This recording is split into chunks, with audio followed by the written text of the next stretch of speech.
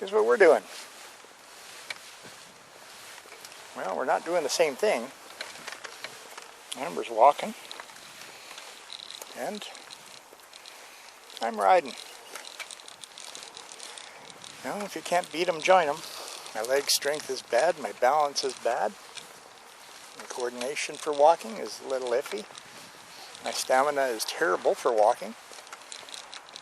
Sitting, pedaling, not a problem. We're out for a bit of exercise. Now, I think you can see I'm kind of hooked up right now, and it's a port that was inserted surgically Monday morning, and then 2 days later, this morning, I went for my first chemotherapy session.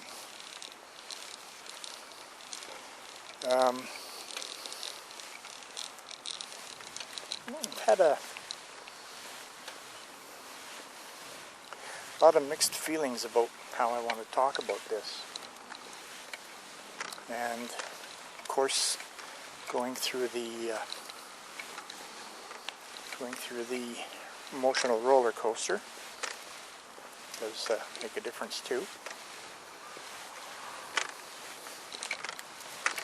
So I'll talk a bit, and when appropriate distractions come up, I will distract myself.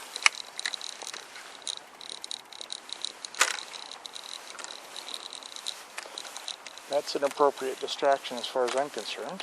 57 Bel Air.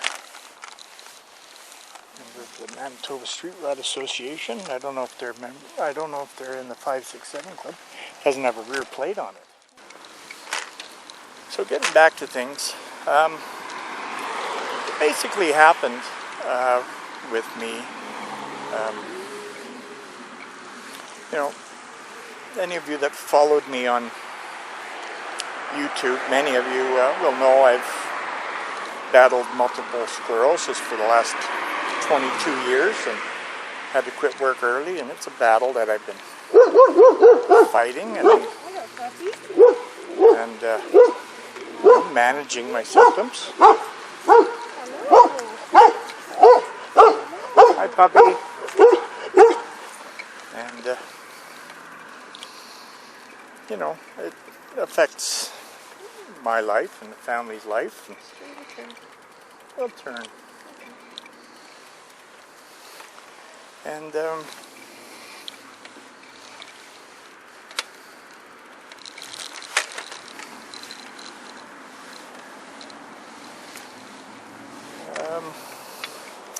I've been struggling with not feeling well off and on for a while, and you know, when you're already chronically ill, you don't really know what's going on. But then on April 5th, 2017, yeah, it was April 4th we went in. April 4th we went for supper at a restaurant, and partway through the meal I wasn't feeling well suddenly, and I had eaten part of it, and wasn't even feeling, even drinking made me feel worse. Just having a small mouthful made me feel worse, and I just thought, well, I'll take the rest home as a doggy bag and move on, eat it the next day when I feel better. Well, we were at the country house at the time, so we were driving back that way from Winnipeg, and very, very shortly in the drive, I started feeling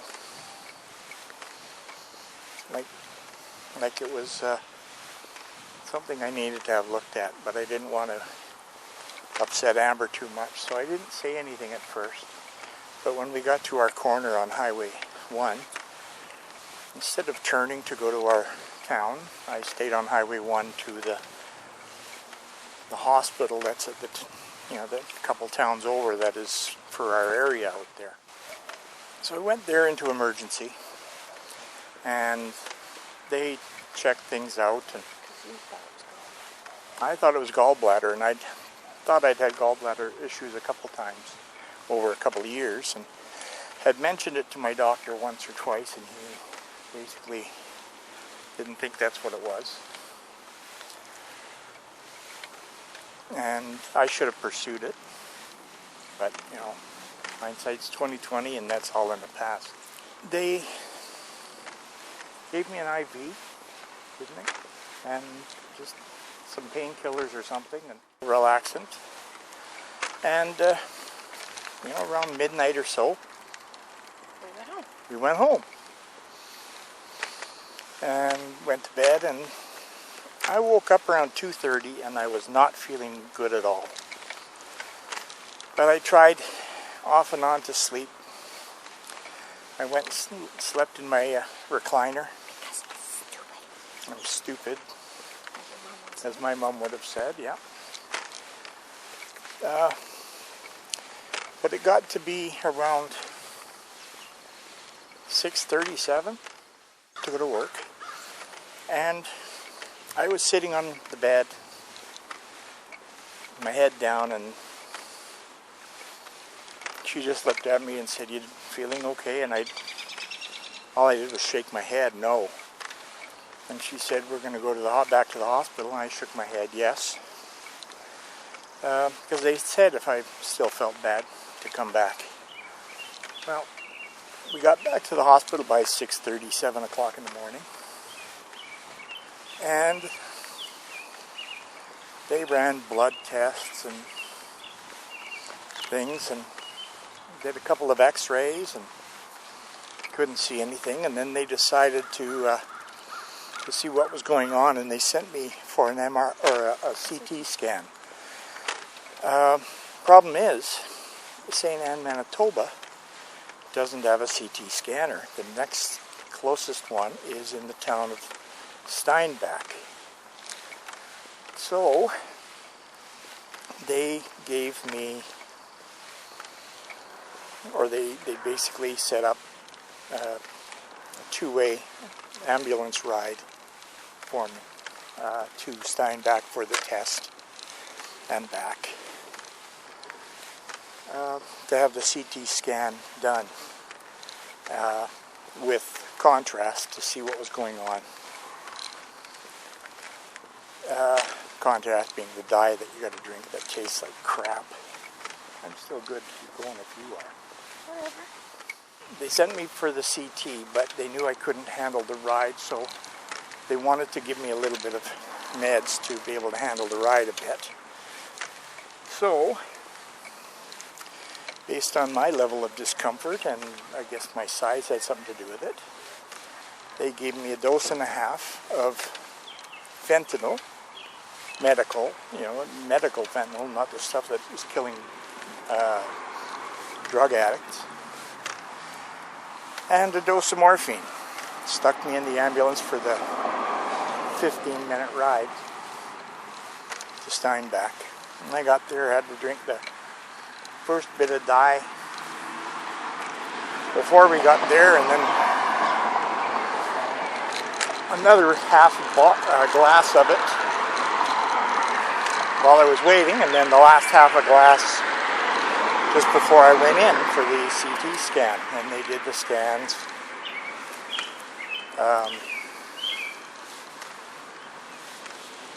And then to send me back to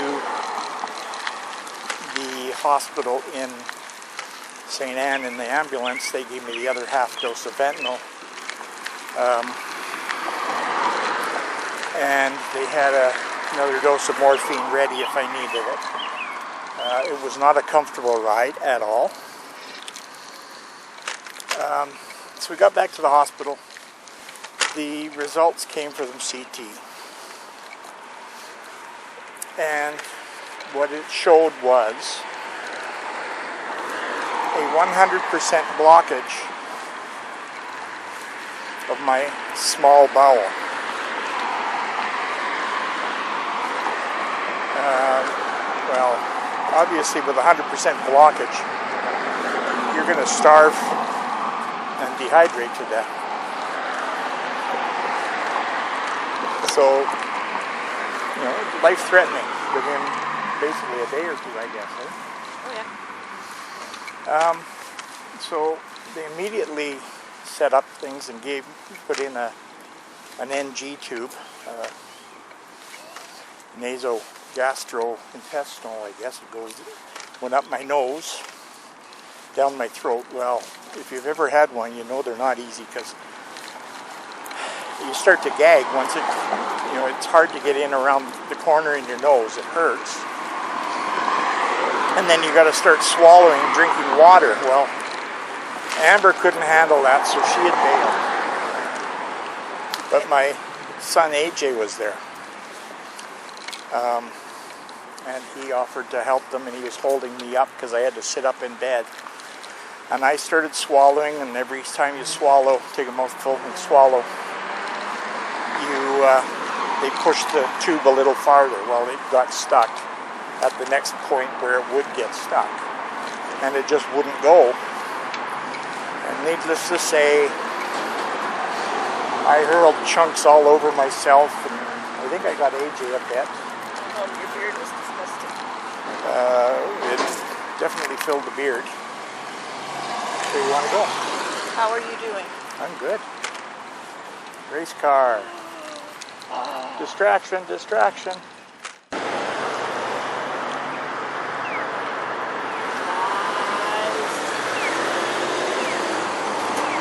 it's definitely a distraction worth having. Hello. Hi.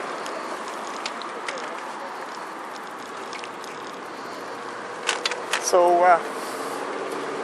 like I said, I hurled chunks good, which actually did help alleviate the discomfort because any of the stuff that was stuck above the blockage and that was still in my stomach came out.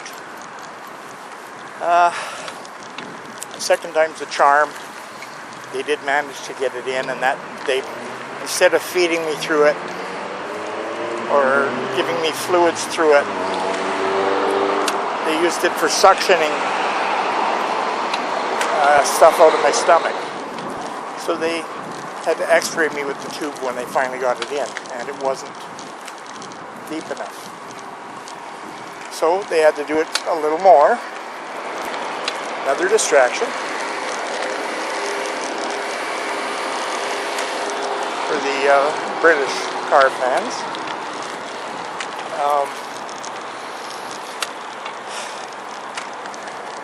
The tube wasn't quite far enough in, so they had to push it a little farther and x-ray again. The results of the CT scan came back that it was a 2 by 3 centimeter? Or 2 by 3 inch, I don't know, 2 by 3 centimeter tumor, cancerous tumor in my small bowel. And the contrast also lit up a sizable tumor that is attached to my liver and kidney, right in between them. And then there's a couple other small ones in the bowel, and also the abdominal floor, peritoneum. Amber's got medical stuff down. She and my sisters were taking notes. So I didn't have to remember this because it's just overwhelming. So the St. Anne Hospital called to one of the two big hospitals in Winnipeg, the St. Boniface Hospital, where they have surgeons for dealing with emergent type things like I had.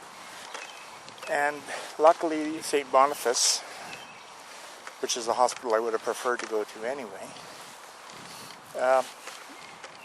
said send him right over. So more drugs, and it was about a half-hour drive. So I got to the St. B, and The surgeons there had looked at the scans that were sent, and they came and basically said, well,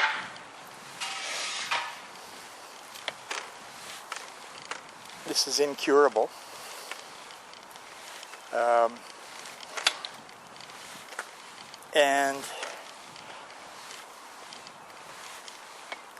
But we think, you're comfortable, you're not in danger right now.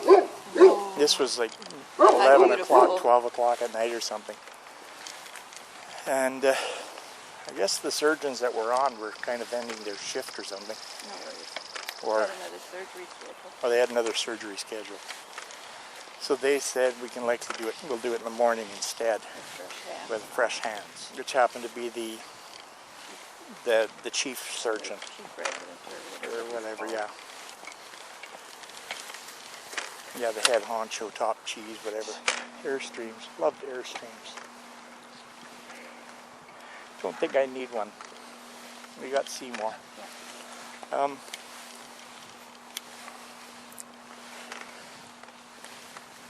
So I went in and when the surgeon came in the morning to discuss it, the night surgeons also had said the same thing, that basically if the cancer was so bad when they opened me up, they would basically just close me back up and that would be it.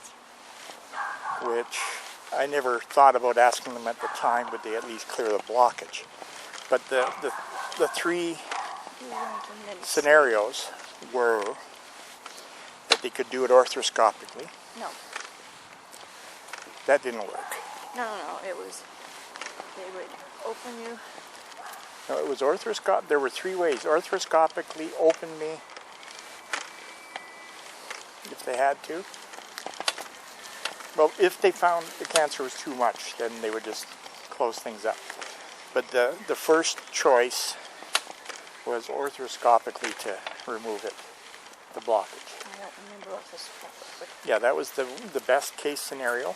The next one was what they called invasive, where they would remove the blockage by a bowel resection.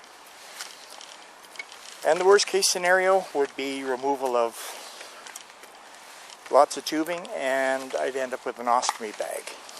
No, the worst case scenario is if they closed you back up.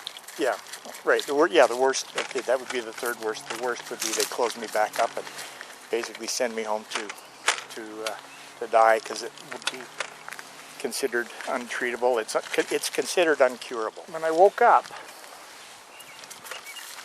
they gave me an epidural. That was kind of a blessing, because it definitely means I wasn't hurting.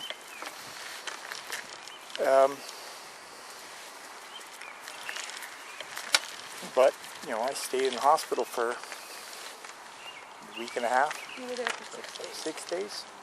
Yep. See, everything's fuzzy with me. Got on Sunday, so maybe 4 4 days. 4 days? 4 days in the hospital after? No, 4 days when they took out the epidural. Oh, okay. And then I was in the hospital for a few more days. Yeah. We were able to get the blockage, took out about a 4-inch section of bowel, and were able to resect it. So that was good, but the other tumors are all still there, and they wouldn't touch them because of either their size or where they were. And as they put it, because I would have lost too much tubing.